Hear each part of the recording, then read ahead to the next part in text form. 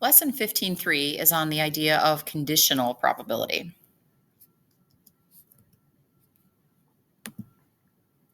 Conditional probability is the probability that event A occurs given that event B has already occurs. This happens in situations where two events are related to each other and one event happening changes the probability of the other event occurring. Think about, for example, in the wintertime when we want to think about the probability that we're going to have a snow day. Usually the chances of a snow day are pretty low. However, if we end up getting 15 inches of snow overnight, that makes the probability of having a snow day go up. So because we got the 15 inches of snow, the probability of having a snow day increases. Now we show this symbolically like this, and we would read this as the probability of A given B. The vertical line in between is not a fraction bar. We read that as given, and that means we are calculating the probability of event A, and event B is the one that already occurred. You may be familiar with a game called Egg Roulette.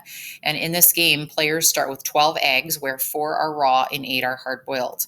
Players take turns smashing an egg on their head until one of the players finds 2 raw eggs in a row, and then that player is the loser. At the start of the game, the probability of getting a raw egg would be 4 out of 12, because there are 12 eggs total and 4 of them are raw. Now in part B, it says, suppose that player 1's first egg was hard-boiled. What is the probability player 2 gets a raw egg given that player 1's egg was hard-boiled? Well, now there are no longer 12 eggs in the carton to choose from. There are only 11.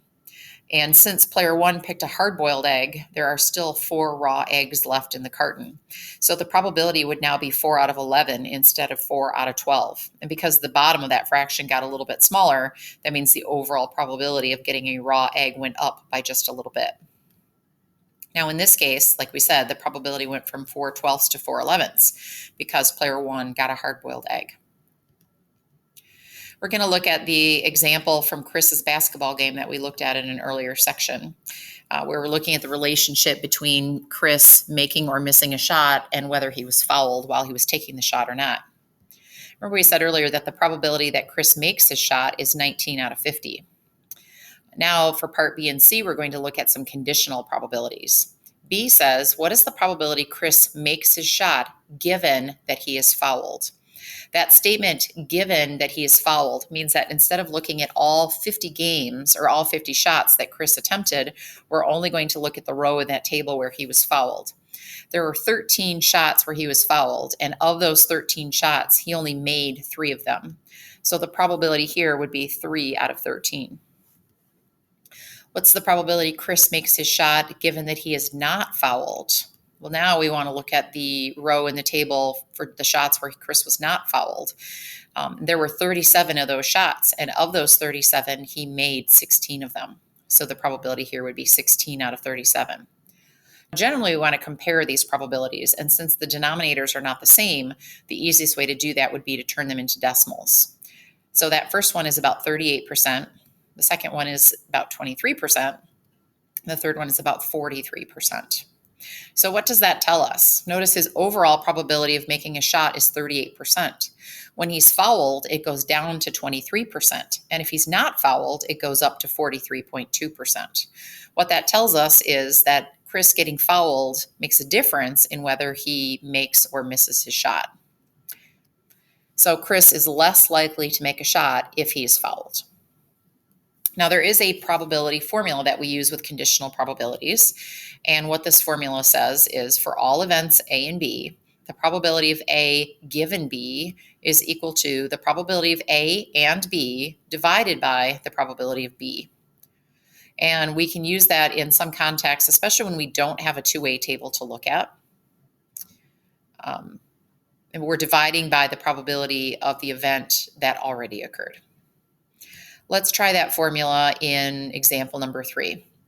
Here we're looking at 80% of the students at West Ottawa High School that use Instagram, 60% that use Snapchat, 45% that use both. When we were working with Venn diagrams, we organized this information into a two-way table. So here's the table again.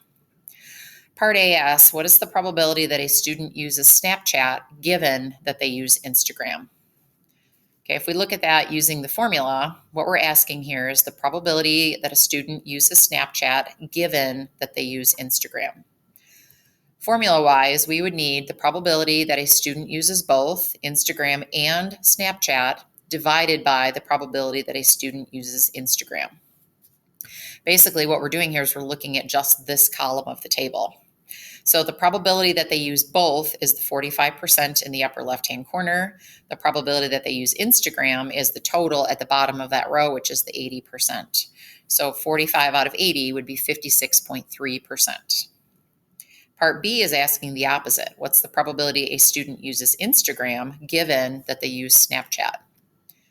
Here, we're reversing that, so it's Instagram given Snapchat.